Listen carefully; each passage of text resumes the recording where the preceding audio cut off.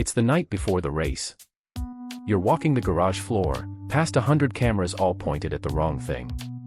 Because 2 weeks earlier, without a press release, without a memo, without a single word to the media, every single car in this garage had a new piece of metal bolted to its nose. Nobody announced it. Nobody explained it. But inside this garage, everyone already knew.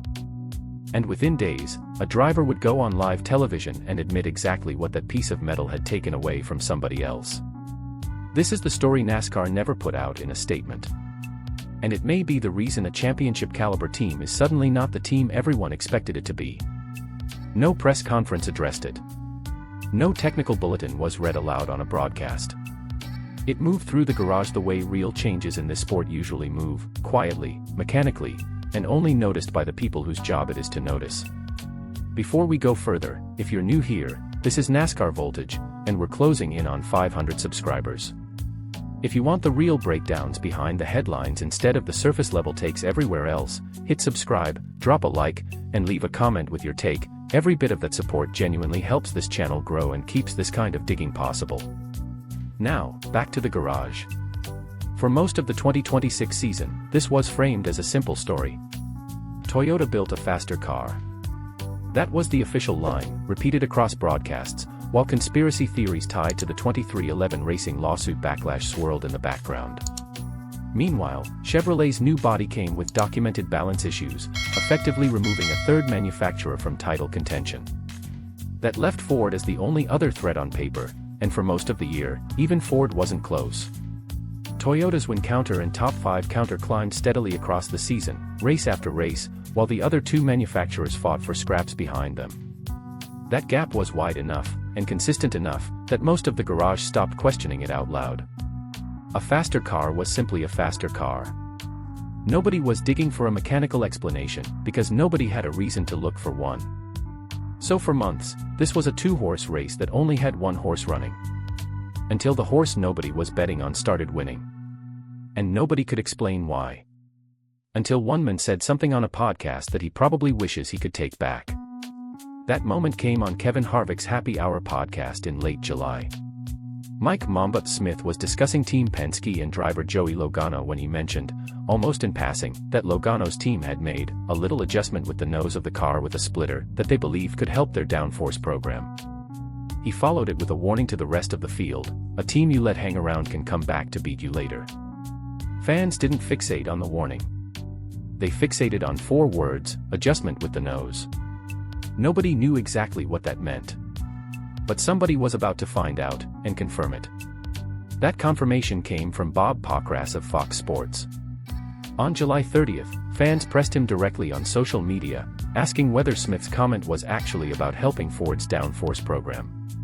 Pockrass answered, and his explanation became the spine of the entire story. He explained that Toyota had discovered a flex in the splitter, and as a result, NASCAR required every team to add struts to the front of the car to stop the splitter from moving, starting at North Wilkesboro. He added that the garage itself was divided on whether this amounted to a real competitive edge, while also noting that Toyota remained strong at Indianapolis. Here's what that actually means mechanically. A splitter is the flat blade beneath the front nose of the car that cuts through oncoming air, forcing the front end of the car down toward the track and generating front grip. Even a small amount of flex in that splitter changes how much downforce the car generates in the corners, which can translate directly into cornering speed. A rigid splitter behaves consistently, holding the same shape whether the car is sitting in the garage or running through a corner at full speed. A flexing splitter does not offer that same consistency. It can hold one shape under inspection, at low speed, and shift into a different shape once aerodynamic load builds up on track, which changes how much front downforce the car is actually generating in the moment it matters most. So it was official. A part had moved. NASCAR had reacted. Case closed, right? Then a driver/team owner said the quiet part out loud. Brad Keselowski, who sits on both sides of this conversation as a driver and as a team owner, broke the silence himself, posting that the change didn't really get any media play, but was a big deal. That statement carries weight because of timing. Keselowski finished top 10 in both races immediately following the change. This isn't a driver making excuses for a poor run. This is someone with direct competitive stakes calling the rule shift significant. If Keselowski is right, then somewhere in that garage, a team lost the advantage that had built its entire season. And 2 weeks later, one driver was about to prove it on camera, without being asked twice. It's worth pointing out here that Keselowski had no obvious reason to raise this publicly. He wasn't complaining about a loss. He wasn't defending a win. He was simply describing a change he considered significant enough to mention, at a moment when most of the garage was still treating the whole story as a minor footnote. That happened at Richmond Raceway on August 15th. Joey Logano won the Cookout 400, his second win of the season. Reporter Jordan Bianchi of The Athletic asked him directly whether he now felt like a genuine championship threat, particularly on intermediate tracks. Logano didn't dodge the question. He said he felt much better about it, crediting recent rule changes for bringing teams that had been exploiting something back in line with the rest of the field. Read that again. A race winner told a national reporter, on camera, that another group of teams had something, and now they don't. That is not a fan theory anymore. That is the driver who just won the race, saying it himself. He was not asked to speculate about a rumor. He was asked a direct question about his own competitiveness, and he answered it by pointing straight at the rule change as the reason his team suddenly looked like a contender again. Bianchi's follow-up reporting on the Teardown podcast went further, tying the shifting splitter specifically to Toyota's flagship operations, Joe Gibbs Racing and 2311 Racing. At the same time, he stressed that NASCAR never found a rules violation against anyone. No one broke a rule. No penalty was issued. No team was punished. And that is exactly why this story doesn't have a clean villain, just a very quiet, very well-timed piece of metal. That distinction matters more than it might seem. NASCAR did not announce a crackdown. There was no statement accusing any manufacturer of cheating. The strut requirement was framed purely as a safety and consistency measure, applied evenly across the entire field, regardless of which teams may or may not have been benefiting from the flex beforehand. Then Dale Earnhardt Jr. went further than anyone else had. He described the scenario in the garage in stark terms: cars set up on jack stands, with teams positioning the splitter into one exact shape before the car ever turned a wheel on track. His description of the process was blunt: teams shaping the car, like a banana, set in one position for inspection, then flexing into a different shape once it reached real speed. A car legal while standing still. And something else entirely once it's running near 180 miles per hour down the front stretch. That gap between inspection shape and race shape is the exact detail the new struts were designed to close, by physically locking the splitter into one position regardless of how much load the car experiences on track. But even Earnhardt Jr. didn't fully commit to one conclusion.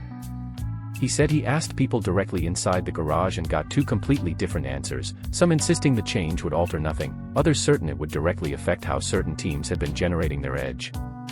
The counterargument deserves equal weight here. Every track raced since the rule change, North Wilkesboro and Richmond, happens to be a track where Ford has historically performed well regardless of any splitter rule. Chase Briscoe made a related point himself, noting that 3 of the final 5 regular season races are on tracks under a mile, which has traditionally been Ford's strongest category, and that his own team needs to be better there. And the results genuinely don't fully support either side. Toyota still took 4 of the top 6 finishing spots at North Wilkesboro. Denny Hamlin, who finished runner-up there, called his car just a smidge off, yet still extended his points lead. Toyota also swept the podium at Indianapolis and won at Iowa. But Ford also snapped a long winless drought and led the most laps at North Wilkesboro during that same window. Put those facts side by side, and neither theory holds up cleanly on its own.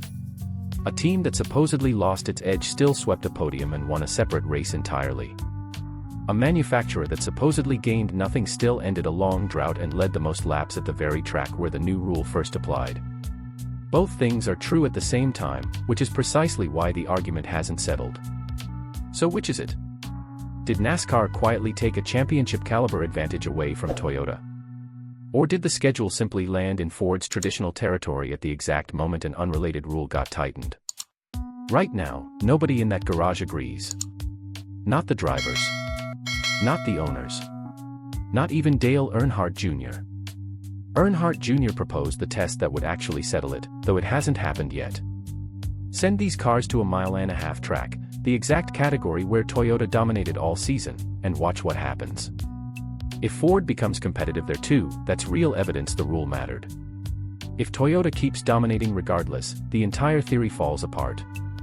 Here's the structural irony: NASCAR hasn't raced a single intermediate track since the struts were mandated. Loudon and Daytona are next, and neither settles anything. Daytona in particular is typically decided by fuel strategy and late race chaos, not aerodynamics. So even as this argument spreads across podcasts, group chats, and comment sections, the actual data needed to resolve it simply does not exist yet. Every conversation happening right now is built on tracks that cannot answer the question either way. Which means the answer to the question this entire garage is whispering about doesn't arrive on some quiet Saturday night in New Hampshire. It arrives with a championship on the line, on the exact tracks where Toyota built this entire season in the first place. And until then, no penalties, no villains, no confessions on the record. Just one bolted-on piece of metal, and a garage that still can't agree on whether it changed everything, or nothing at all. If you found this breakdown useful, that's exactly the kind of story this channel is built around, the details buried underneath the headlines. Subscribing genuinely helps us keep making them, so if you haven't already, hit subscribe, drop a like, and tell us in the comments which side of this argument you land on. Did the rule change the championship, or did the schedule just happen to favor Ford at the same time? Share this with another NASCAR fan who's been asking the same question. If you enjoy real NASCAR breakdowns like this, you'll like what's coming next.